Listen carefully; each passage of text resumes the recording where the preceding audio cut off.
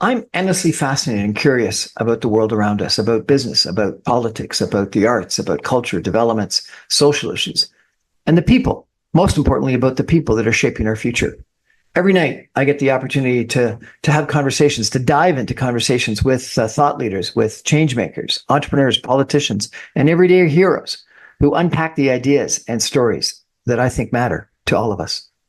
What's the future of our economy? What's the future of our country?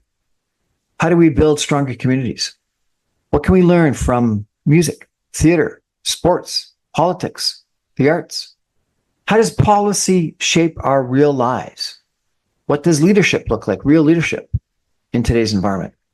If it's interesting and relevant and topical and we're talking about it, you'll hear about it here at 6 o'clock on the Brian Crombie Radio Hour. I want to have real conversations, in-depth conversations. These are ideas we're sharing. This is the Brian Crombie Radio Hour. Thanks for joining me.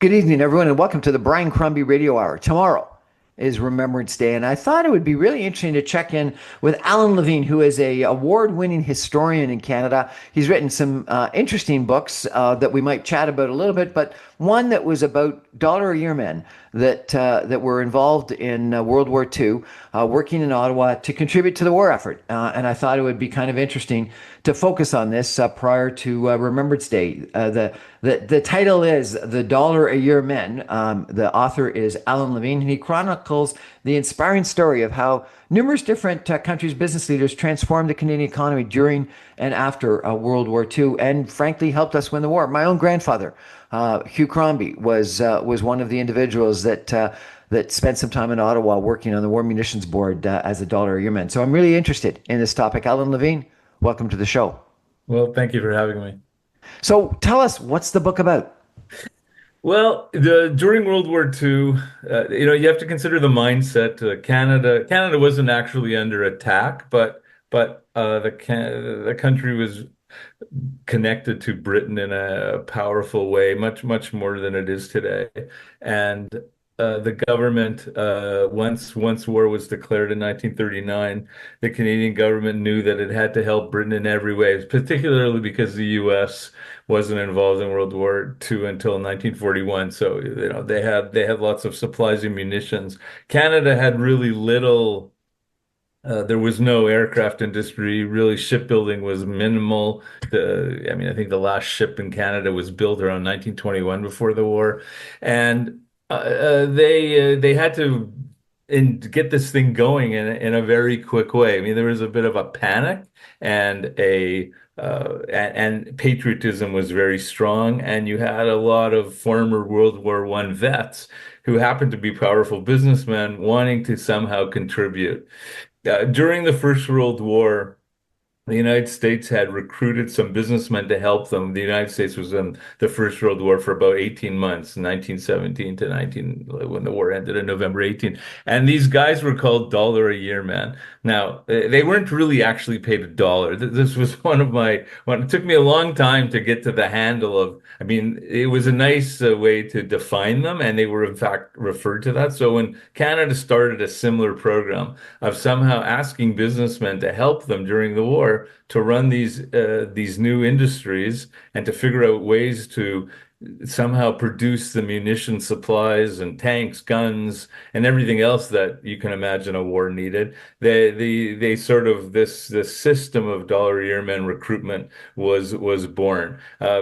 I came across, after doing a lot of research, I finally came across a report that was put out in 1949, showing that there were probably about 800 of these businessmen who somehow contributed. Some, maybe were on boards, perhaps, like your grandfather, but some were more involved, and many worked for different kinds of industry. It wasn't only the munitions and supply department that was the key factor in running the war. Some worked for the war times Trade and Price Control Board, National Defense, and other industries. But the focus of my book is on these 260 somehow approximate men who worked mainly under C.D. Howe, who was the powerful minister in Mackenzie King's government during World War II, when the department was established officially in April 1940. And so these men, most of them were content, to be honest, were paid by their companies, which was in a sense another act of patriotism. These guys were like preoccupied with the war, some of them for 3, 4 years. They left their families. Many of them didn't live. Some lived in Toronto, and Montreal, so they could commute on weekends and so forth. The government covered their expenses mainly, and their companies continually paid them. But there was obviously a sacrifice because were giving up leadership. A lot of them were CEOs or presidents, and they were giving up their responsibilities. So their companies, the people who left behind, had to carry the weight, and that in itself. But yeah, so I would say that and one person, $1 airman, actually died during a journey he was on a ship that was torpedoed by the Germans. So he gave the ultimate sacrifice. And I think out of the 260 men, one actually was paid $1 a year. But the name stuck. It was very symbolic of their service. They didn't, it's interesting. I have to say that I didn't know a lot about them before I was recruited to write the book by Barlow Books. Sarah Scott is the publisher of the company, and her grandfather, Douglas Ambridge, was a big $1 a year man. He later ran Abitibi Forest Pulp and Paper, and in fact saved the company from bankruptcy. So he was a big guy, and she had always had in mind a book. And because I had written a book about Mackenzie King, I was somewhat familiar. And in fact, I had written about some of these people. I looked back when I was doing the research, but I didn't really. I have to say that I didn't really understand how big it was and how the whole system worked. 800 people. That's a heck of Well, yeah, I a mean, business community. the focus of the book is certainly not on 800 people. It's really probably on about 50 or 60 of these guys who were the key heads of the production agencies and controls groups that Howe created. You have to. I think the main thing in this story is you have to keep in mind it happened during a war. The King government was operating in a semi-authoritarian fashion. Decisions were made by orders in council. The government didn't have to go to, I mean, they did explain themselves, and the House of Commons was going on. The government explained what they were doing, and the opposition had the right to question them. The media had a right to comment, and they did. But ultimately, as the system evolved, it sort of evolved in the late 1930s into eventually the munitions and supply through a couple phases. And the decision was made that if you're going to have these large expenditures of money, because Mackenzie King was very hesitant at first. He didn't want to spend any money, and he thought, in fact, of course, Canada spent billions of dollars Billions of during the war dollars during World War building II. up these things. And how are you going to make so much?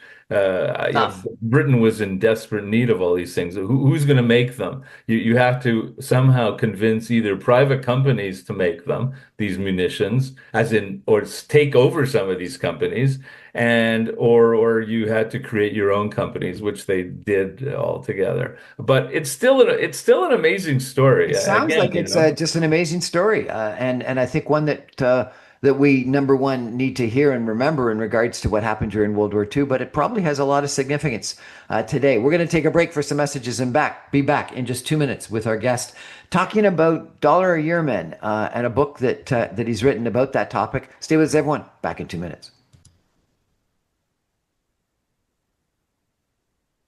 Welcome back, everyone, to the Brian Crombie Radio Hour. I've got Allan Levine with us tonight. He's written a book called The $1 a Year Men. And Allan is an award-winning historian. He's chronicled the inspiring story of many different people in Canada. I understand that you wrote a really good book about Mackenzie King. Is that correct? Right, many years ago now. But yeah, no, there had been no real single biography of King, and I decided to do that. I mean, it was possible for a variety of Is it true reasons. that he like talked to dogs and Ouija boards and Well, his dead mother or yeah, I something mean, like this? well, it's true. I mean, he loved his dogs. He had 3 Irish Terriers. They were all named Pat 1, Pat 2, Pat 3. Pat 3 outlived him. Pat 1 lived the longest and was his most loyal companion. But no, I mean, he was a very quirky man. We know so much about King because he left probably the most remarkable document in Canadian history is King's diary. Started writing in 1893. The last entry was close to when he died in 1950. I mean, it is, I have to say that it's probably 30,000 pages. I have not read every single uh, entry, but thanks to the Library and Archives Canada many years ago, someone first of all transcribed the diary because it was written in King's weird handwriting, so that would have been, and then eventually they put the diary online. When I first started doing writing Canadian history in the 90s, I had to use King's diary for a book I wrote about prime ministers of Canada and the media. And it was on microfiche, which was impossible to use because you had to know the date you were looking for and you couldn't search it. But when I started my project on King, the diary was online and it allowed me to search for dates, names. So, I typed in something like, he was obsessed with his mother. So, you type in the phrase "dear mother" and it comes up like about 1,000 times. But I mean, he was into spiritualism. I mean, that's why King's such a strange, interesting character. Had the diary been destroyed, King was ambiguous about it in his will. He sort of wanted it used, but in a very respectful fashion, which in the end, once it was released, once his executors decided to release it, it wasn't so used in such a respectful fashion. People found out about his various craziness and he was fascinated by the images in his shaving cream lather, and he used Ouija boards, and he wasn't the only Canadian who believed in spiritualism. But I one of have the to longest say. serving prime ministers, no? He was, and you can't really talk about the 19, let's say 1920 to 1950. He was the main central person, and he was not charismatic, and he somehow survived for a How did variety he of get reasons. elected if he wasn't charismatic? Well, because in those days, I mean, people just perceive politicians differently, and the trouble is the conservatives were led by I mean, Arthur Meehan was a very smart man, but he was very inflexible. King just Canadians want, the middle of the road. They still do. I mean, who are the most successful? Why does Mark Carney the prime minister today and not Pierre Poilievre? Because he hugs the middle. Poilievre is just a bit too on the right. Canadians, King discovered, there's a great quote I have in the book about, extreme politicians in Canada are not successful, and let's say in the United States. So, I mean, King understood that more than most. Plus, the other thing King had going for him in those days, there was no real nationalist party in Quebec. The province had 65 seats. In every single election from 1921 to King's last in the late 40, like 45, he was always winning like 90 to 95% of those seats. So he had a huge advantage. I mean, he didn't speak French, interestingly enough, probably the last prime minister not to speak French. Although I don't know if Lester Pearson did, but King had a French lieutenant, like Ernest Lapointe was they just delivered Quebec to him. So he started off with 65 seats right away. And then all he needed was some half of Ontario, which he got. And, he wasn't all that successful, frankly. From 1920, his first three elections were minority governments. And then in 1935, he was out of power for 5 years. 1935, he was reelected. And then he did perform well in World War II, obviously, and was smart enough to enlist C.D. Howe, a businessman, the only Tell us, businessman. tell us a little bit about C.D. Howe, if you could. Yeah, I mean, he's the I read most. a book about C.D. Howe, I think about 20 years ago, that was Right. absolutely Right. fascinating. Yeah. An Um, old professor of mine, historian Robert Bothwell, and William Kilburn wrote a biography of Howe. It's the only real. Well, there's another book about him too, but it's not as good. And, most people wouldn't know who he is today, I'm sure. but a very He, important businessman that he, went into yeah. I mean, politics, and yeah, he was a civil engineer, American born, ended up coming to Canada, ended up in Thunder Bay, or what was Thunder Bay, later Thunder Bay. And he went into business and he started building elevators, like huge terminal elevators. And he became very successful. He weathered through the Depression. And somehow in about 1934, he was a very aggressive strong character. He was enticed to go into politics. The story is he didn't want to waste his time in the backbenches, and he told at a meeting, and I don't know if it's mythical, but it probably is. But he met Mackenzie King and said, "Okay, I'll run in the 1935 election." As long as you give me a cabinet position right away. So, I mean, he did end up getting one. I don't know if King actually, if the threat was real or not. But from there, he sort of built up and most of the people in the cabinet were lawyers or other kinds of writers. Or it was Howe just had he was rich. He was a workaholic. His favorite. One of the good stories about him is somehow, I guess, just before he went into politics, he came home from a long business trip, and his wife, he had a couple kids. His wife ushered him into the living room. "Children, I'd like you to meet your father." Uh, but he did not suffer fools.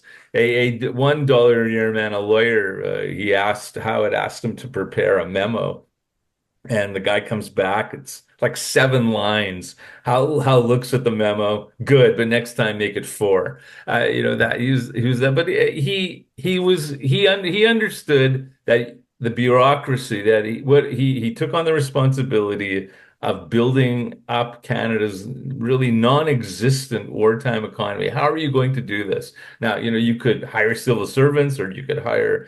I suppose you could hire businessmen and actually employ them, but that just was going to take too long. So they decided, as I said, to seek out businessmen, the CEOs, like the head of Ford Canada at the time was a guy named Wallace Campbell, although he ended up not being a good dollar airman because he really didn't understand the kind of dynamics that were involved, and he only lasted a short time. But Henry Borden was a corporate lawyer from Toronto who was the nephew of Sir Robert Borden, the Prime Minister during World War. And he was probably the most important person, one of the most important people. He was responsible for writing all these orders in council with another guy from Montreal named Robert A.C. Henry, who also is an interesting character. And then there was there was this other guy named Gordon Scott, who was a Montreal accountant, who's their financial. He's the guy that ended up getting killed in December. The British were very they didn't know what they wanted. Funnily enough, they actually didn't want Canada sort of competing with British manufacturing, even during the war when they needed all this stuff. And the U.S. was because of neutrality laws, couldn't necessarily supply the stuff that they had. And so how in the midst of when the German U-boats were patrolling the Atlantic and destroying passenger ships during the period, let's say from September 1940 to December, there are several big ships with passengers, including children, were torpedoed, and these people died. Howe decided he had to go to London to talk to British politicians and to figure out exactly what was going on. So he brought Gordon Scott and E.P. Taylor, who is a great Toronto entrepreneur and head of the Argus Corporation. At 39 years old, he became a big dollar a year man as well. And Billy Woodward, who owned department stores in Vancouver. So they all went to Vancouver. They all went to on this ship that left New York, and about a week or 10 days into the voyage, a German U-boat torpedoed them. So Howe and Woodward and Taylor survived, but Scott in the rescue, when the ship was being rescued, he got crushed. And it was a really sad thing. And the Globe and Mail at the time wrote that he had died like any soldier on the field. And I always thought that was a good analogy. But he was only 53. And Henry Borden is sort of one of the I feature him a lot in the book because he left a fantastic document, an unpublished memoir that, in fact, he wouldn't allow when Bothwell told me that he wouldn't allow when Bothwell was writing his CD Howe book.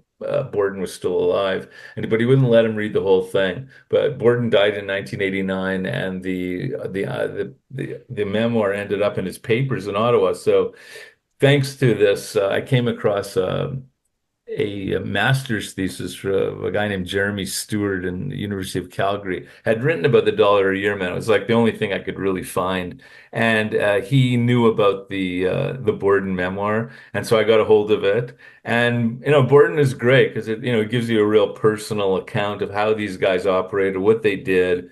How the kind of problems that evolved, the egos, because these businessmen all had egos. They operated in a very pyramid structure with them on top.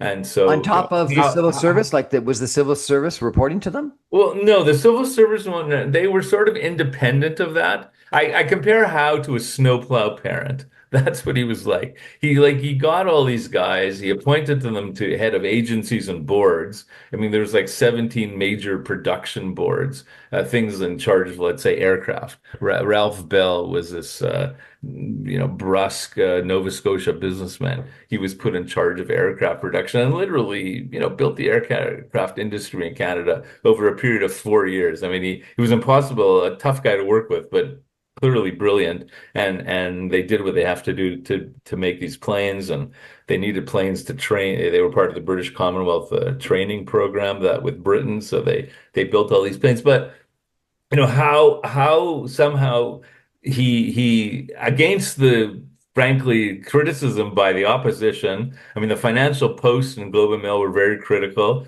These businessmen taking over the government.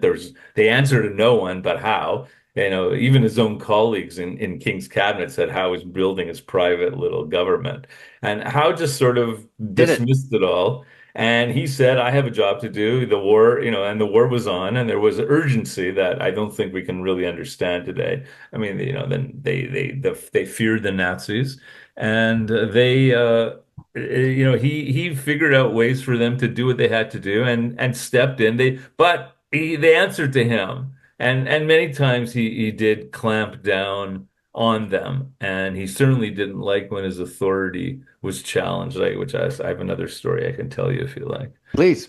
How Well, okay, so there was this guy named H.R. McMillan or Harvey McMillan. He was a BC lumber guy. There's a company called McMillan Bloedel that he was the McMillan in that he started the company in the 20s. I mean, he was very smart. He was one of the first people in Canada. He went to Yale University to get forestry management, started his own company literally he had no money. He grew up in a very poor. He built himself up, self-made man, very smart. I understood. I mean, I found one of the few people who actually wrote about how, the Nazis are a danger to the world, and how recruited him to look after timber. There was also a need to control resources. So aside from the production agencies, the other big thing they created was a control board where they had people who looked after every resource you could possibly imagine, gasoline, and because eventually the amount of gasoline that people could buy for their private cars was ration? controlled. You just couldn't buy it. Tin, rubber was a huge, so people couldn't buy, the spare tires, and that's another good story. They ended up trying building a massive factory to create synthetic rubber. Every possible kinds of resource. So they had controllers. Wood obviously was necessary for building planes and huts and houses and everything else. So McMillan became the timber controller and did a good job. Then he sort of in Ottawa during the period around 1940-41, when it took a while for this kind of production to get going. Ralph Bell was appointed, for example, in June 1940, but the first planes weren't really made until the early 1941. I mean, it took 5, 6 months to get this. They had to even if you took over a factory, like factories that made refrigerators and ovens and stoves are now making munitions and aircraft, but it took a while to retool the whole factory to figure out what to do and what they needed to do and get the engines and the parts, and some of them were American, and the British kept changing their mind 100 times, and some of these planes, I think a Lancaster plane had about 50,000 parts. And excuse me. And so so how did what he had to do, and this McMillan somehow started challenging Howe's authority. He started publicly criticizing Howe, sort of supported by a few people in Ottawa. Howe was away in Britain at the time on this trip that I told you about. And Macmillan made a couple, he talked too much. Some of the good other resources that I used were the records left by journalists, Financial Post. The best uh, documents are by a guy named Grant Dexter, who was the Winnipeg Free Press's correspondent in Ottawa. He left the most fantastic memos. I mean, he had unfettered access to the government. The Free Press was very liberal. He talked to the cabinet every day. They told him all their secrets. He knew everything. And so he left these fantastic memos in which he talks about who's going doing what, and so he tracks this whole story. And Macmillan eventually, Howe was smart. He thought Macmillan wanted his job, and he eventually Macmillan lost the argument and was shipped up to Montreal to run something else. And so but he was, So he at CD the end Howe of the was war, in at CD the end Howe of the was war, in control. He threw a banquet for Howe and called Howe the greatest organizer Canada had ever had. So, I mean, he lost the argument, but he didn't he didn't lose faith in the government. So it's just, not many people challenged Howe. Um, and in fact he was so mad once how that he was going to quit, and Mackenzie King couldn't afford to do that, and so he he talked him out of that. Is there a comparable in Canadian history to CD Howe? I mean that's a tough question. I mean, and I'm not in because the war again, there's nobody like him that operated independently. I mean, how later became up until he lost the election in 1957 when John Diefenbaker was elected to a minority government and then a majority a year later. How's career came to an end in 1957 and he died several years later. I mean, there were other big people who took over portfolios during the Trudeau years, guys like Marc Lalonde and Jean Chrétien and people like that. And there have been other business people in running departments, but no one I don't think of Howe's stature, to be honest. Again, but again, the war changed the way in which the cabinet was operated and what kinds of decisions. When Howe wanted to spend money, he just spent money, even if the finance minister was yelling about it. And trust me, they did. This guy Wallace Campbell, who was one of the first real dollar a year man. He came to Ottawa. He was head of Ford. No one told him what to do. He said, "I want $100 million." This is 1939. "I want $100 million to do what I want." Well, the finance minister said, "We're not giving you $100 million." And it took a little while for that system to evolve. Eventually, Howe was allowing these guys to spend a lot of money, but and it was necessary. I mean, you had to. They also created crown corporations. If a company wasn't operating to their satisfaction, when they had to build Lancaster airplanes, for example, there is a company in Malton, Ontario, or Mississauga. I think that's where you're located near there, right? Is that right? You're The show is broadcast from Mississauga. Yeah, You're right. right. So near, I guess, where the Pearson Airport is today. But they walked in. They were having labor issues. Labor was another. These guys, most of these businessmen had no patience for unions, and there were labor issues during the war. Several big strikes. These businessmen. The first response was, "Let's call in the army," but the army did not do that kind of stuff. And they went in, took over this plant that was part of a larger company, and they created a crown corporation called Victory Aircraft, and they put in their own men and they started building Lancaster airplanes. And the Lancaster was a huge bomber that was really successful during the war, and that's what they did. And Mostly, no one, mostly, mostly built in Canada, was it not? yes, yeah, no, it was entirely. That's right. It was entirely built in Canada. They had ants and trainers. I had to say that my knowledge of aircraft production How did they increased get substantially. how did they get them to Britain? Did they fly them or did they ship? Yeah, they put them on ships and mostly flew them. Yes. I think that's probably the way. Yeah, because on a ship you'd have to take it apart.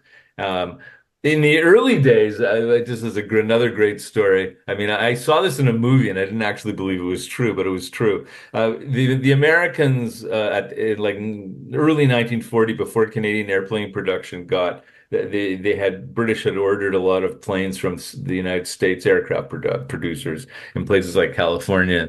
But the laws, as I said, the neutrality laws forbid pilots from flying into a country that was at war, including Canada. So they built airstrips in Montana and in North Dakota near Winnipeg, like 100 kilometers from Winnipeg, where I'm located. And the farmers in these towns in Emerson, Manitoba, this farmer used a team of horses to drag the plane across the border, so that was the only way they could be pushed, either pushed across or dragged across. And I have a picture of a farmer doing this. You got like $3 a plane to drag them across the border, And so then that a so Canadian the pilot would Canadians come. could ship them or fly them to What a London. great story. I know. We're chatting tonight with an author of an incredibly interesting book. Please tell us, what's the name of the book and where can Called people the buy it? dollar a year, man. How the best business brains in Canada helped Canada win the Second World War. How referred to them as the best business brains in Canada. That's where we got the subtitle from. We're going to take a break for some messages and come back in just 2 minutes with Allan Levine. And I'm going to ask him, is there any lesson here for today? Stay with us, everyone. Back in 2 minutes.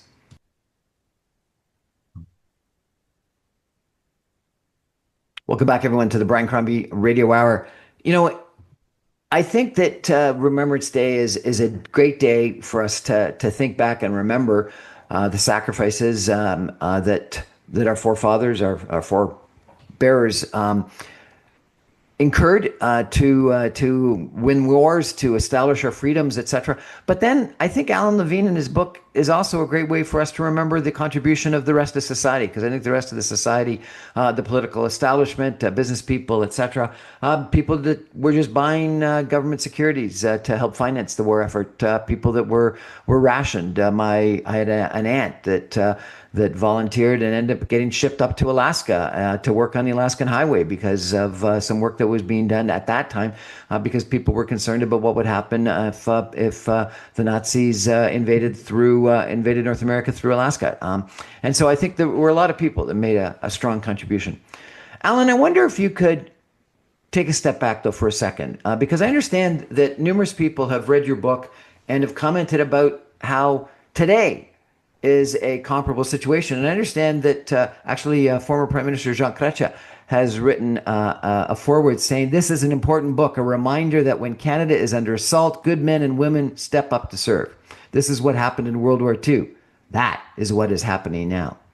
A lot of people think that there is now a similar situation in Canada with threats from Donald Trump, with the tariff wars, and also a big opportunity with dramatic increases in defense spending because of meeting the 2% or 3.5%, or some people are talking about 5% potential of GDP being spent on defense.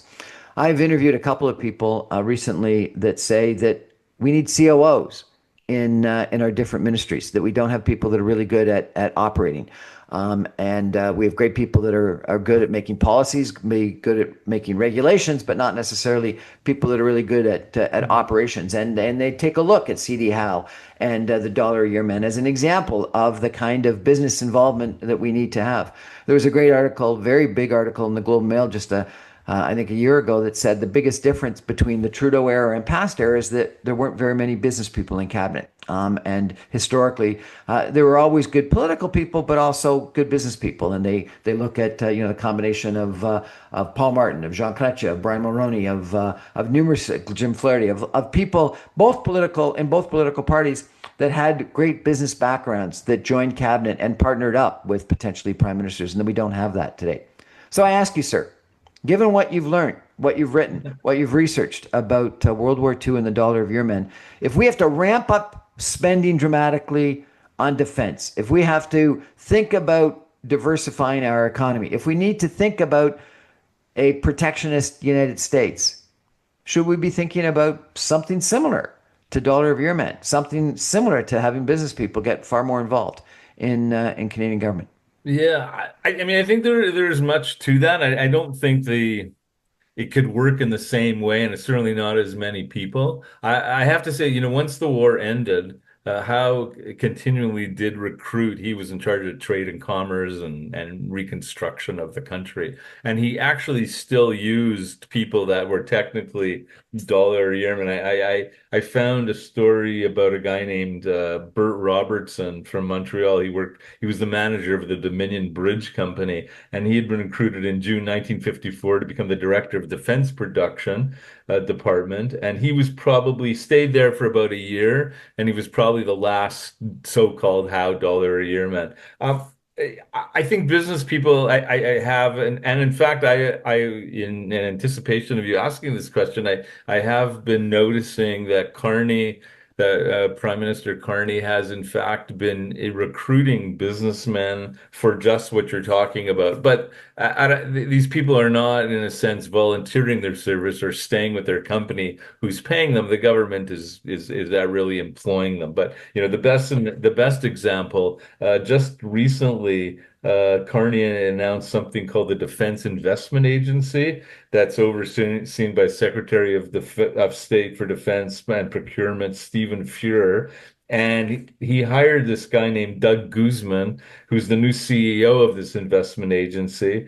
And he's the former deputy chair of RBC as well as a managing director of Goldman Sachs. I mean, the interesting thing is, and so there's a classic. Now he's probably getting paid a huge amount of money to do this. These guys, the amount of money they made and profits and so forth are their personal interests were not something that these during a war that these guys cared about all that much. Some of them, in fact, didn't even. A guy named Harry Carmichael who ran production. It was a big Ontario dollar here man. He wouldn't even take expenses, so he covered that himself. So So I went to I'm school. sure Mr. Guzman is hired. But the interesting thing is the agency, this procurement agency, will only oversee procurements valued at $100 million or more. I mean, in the 1930s, some of the dollar a year men needed permission to spend $5,000. So times have changed. But I do also know that there are other. I mean, there are other people involved in the government. Michael Sabia, who was the clerk of the Privy Council, used to be a CEO of Hydro-Quebec. Marc-Andre Blanchard was appointed chief of staff in June 2025. I mean, he was a big Quebec lawyer.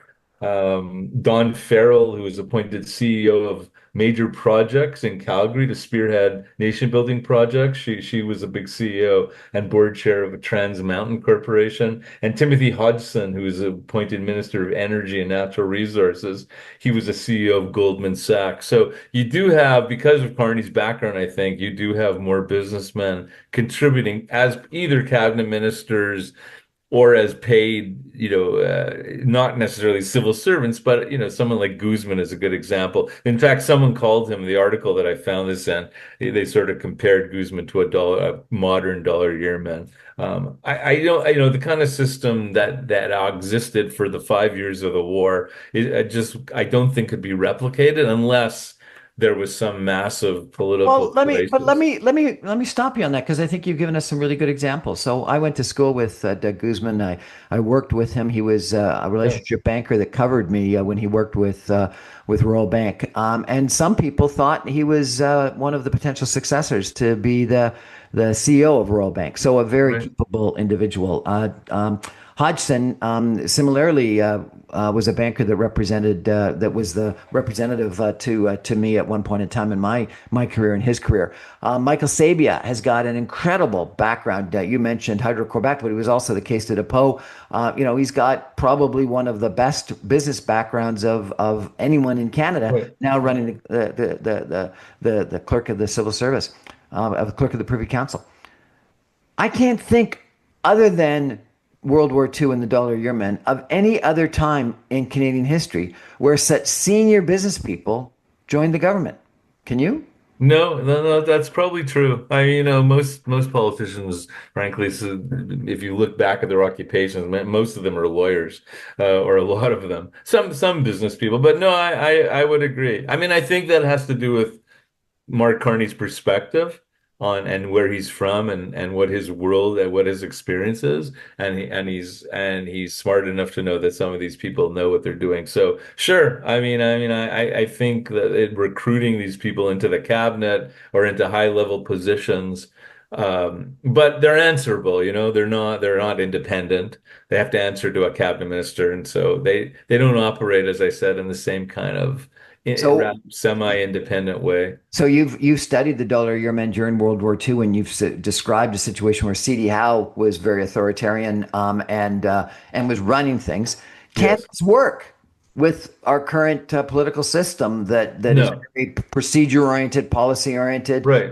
regulation? Can it work, or do we need to create a new system? What's your Well, I mean, you don't want the World War II system, is a semi-dictatorship, frankly, and I don't think anybody in Canada would want to operate under that system. So these guys are, anybody today recruited, it has to, the system is much more Okay, bureaucratic. so let's pretend that Mark Yes. Carney invites you to Ottawa and asks you to sit down with Hodgson, Sabia, Yes. Guzman, and the lady, I can't remember her name, that's running the Right. strategic Farrell. projects office in Calgary, who has an incredibly Don impressive Farrell. background as Right. well, Yeah. and says, based on your knowledge and experience of World War II and the Dollar a Year Men, what advice would you give these people as to how to get things done in Ottawa? What would you say?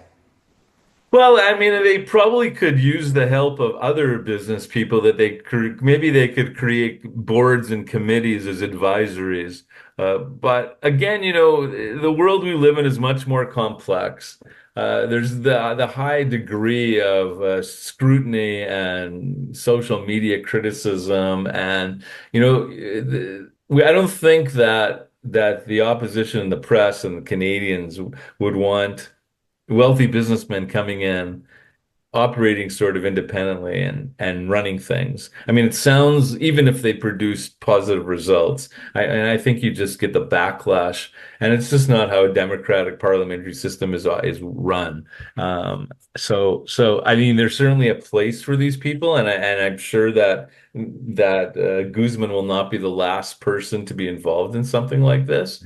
But again, it's under a system in which he's answerable to a cabinet minister directly, and in which everything is transparent.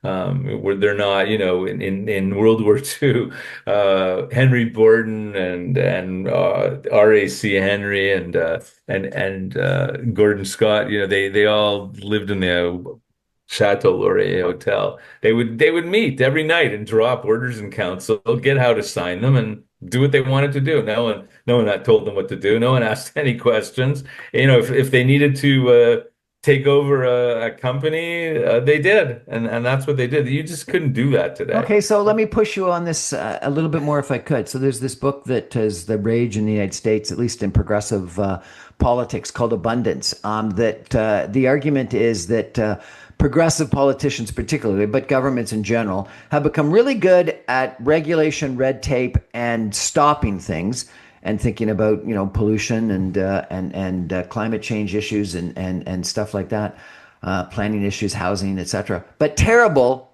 at building things. And the argument is that if we don't start getting better at building things and all we do is regulate, we're not going to be successful. We're not going to build the homes, the hospitals, the healthcare system, the everything we want, the infrastructure, if we don't get out of just regulating and start building. So, sir, please tell me, if all of the things, the social media, the opposition, the reporting to Yes. cabinet ministers that you talk about is true, how do we get out of our way and start building things again? Tough. That's a tough question. I mean, you have to have the drive. You have to have a drive coming from the top. Carney's attitude, the attitude of the cabinet ministers, has to generate that kind of building. And I think that you'll see that even with these kinds of new agencies. I mean, the trouble is things take time. Whereas during World War II, they didn't have the time, so they pushed it and circumvented rules, didn't care about budgets, and um, government, the parliamentary government is slow by design. And I'm not sure that's a bad thing necessarily, but it's true that that red tape does hamper developments and construction. And, I live in a city that is so overregulated it takes a major road here needs to be widened, it's probably a 20-year debate, and they still haven't done anything about it. I mean, just at a local level like that because of the various factors involved. So expenditures of public money is a tricky thing, and I think that's part of the problem. But if you have the drive from the top. And again, the government is huge. Canada was 11 million people back in the 1940s. I mean, we're like what 30 something, more than 30 million today. I mean, there's a lot more social problems and other issues that people just back then didn't have to worry about. So, as I said, it's much more complicated, I think. We're chatting with historian Allan Levine tonight about a book that he's written called The Dollar a Year Men. Where is it available? Where can people get it? It's available at all bookstores and any Amazon. Well, you shouldn't actually, I guess, whereas Canadians shouldn't buy books from Amazon, but they can if they want. And all independent bookstores and chains and so forth. Anywhere you can buy a book, it'll be available. The Dollar a Year Men by Allan Levine. We're going to take a final break and come back with some concluding comments in just 2 minutes. Stay with us, everybody. Back in two.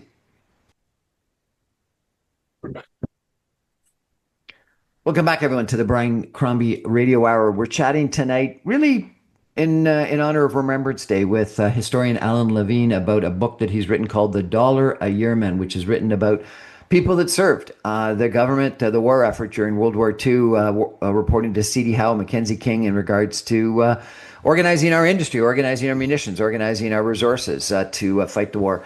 Allan, you've mentioned the word service several times. What is this concept of service? Service to country, service to king, I guess. Yeah, I mean, these people grew up in a time when patriotism meant something. I mean, I was thinking about this, until the business with the kind of backlash against the U.S., patriotism was sort of considered not cool, but it's a little bit more. It's sort of been reborn, I suppose, to a certain extent. But these guys they didn't do it for money. They served because they felt it was their patriotic duty to do so, and they were very loyal. I mean, and they were loyal to Britain too. I mean, to be a good Canadian back then was being loyal to Britain. But as one example, one of the young dollar yearmen that was Henry Borden, recruited from Montreal, I think, Frank Covert, or it could have been Halifax, was a guy named Frank Covert. He later became a big, huge corporate lawyer in Canada. But because of circumstances, he was working in Ottawa in Borden's legal department, and decided at the age of 34 that he wanted to actually enlist and fight. Initially, C.D. Howe and other people told him he couldn't do it, and he was a bit too old to fly airplanes, but he ended up somehow using his influence to enlist, and I think became a navigator. He left his company. His law firm was not too happy about it. And for a good 3 years, probably, he served overseas, flying missions, bombing missions, and so forth, and survived, and then came back and reestablished his career. So he was the only dollar yearman that I know. The other ones were probably too old to do that, but he was a young guy, and he was the only person that I could find that actually did that. So that story was a bit unique, and he took that patriotism. But I mean, I think that's the driving force behind the whole book. It's that these people, because no one forced them to do this. They didn't have to. I mean, Howe didn't like taking no for an answer, and sometimes these people did refuse, and Howe would berate them until they did, and they just saw it as something important, and doing their duty to a country. I just don't think. I think that people are a bit more selfish today, and it would have to be something pretty bad and urgent for people to just change their lives and not see their families and children and so forth, and move to another city and take on these huge responsibilities. Well, Allan Levine, I really thank you for joining us, and thank you very much for writing this book. From a personal standpoint, my own grandfather, Hugh Crombie, served in World War I, got wounded in Vimy Ridge, and I've got one of his medals on my wall. Right. And then during World War II, he was a dollar a yearman. He was in something called the War Munitions Board with a best friend of his by the name of Brophy, and the two of them. I've got a picture of them receiving a award at some point in time from Prince Philip just before he passed away in the 60s. He was head of the Canadian Manufacturers Association, a businessman in Montreal, and you know what? I don't know much more than what I just said, other than the fact that he did these things and I got these medals and I got these pictures. And so actually being able to find out a little bit more about what these dollar a year men did and how they thought about serving their country and the role they played in our war effort would be amazing. And so I'm going to go get your book and read it because it sounds like it's going to be interesting. And then I'm going to start to see if I can search his name in any of these archives that you've mentioned and Okay. see if I can find some more history about Hugh Arthur Crombie. Because Right. tomorrow I'm going to remember him, and I'm going to remember the stories that you have told us, and I'm going to remember the sacrifice that so many people, not just the people that served, but unquestionably the people that served, but Right. also the people that were back home fighting the war effort in their own special way. So, Allan Levine, the Dollar a Year Man, thanks so much for joining us. I really appreciate Thank it. you. Thanks for having me. That's our show for tonight, everybody. Thank you for joining. I remind you, I'm on every Monday through Friday at 6 o'clock on 960 AM. You can stream me online, even from Winnipeg, at www.saga960am.ca. All my podcasts and videos go up on my website, briancrombie.com, and on social media, my YouTube channel, and on podcast servers as soon as the radio show gets broadcast to air. Good night, everybody. And I don't think it's Happy Remembrance Day. What is it? Let's remember on Remembrance Day. Good night, everybody.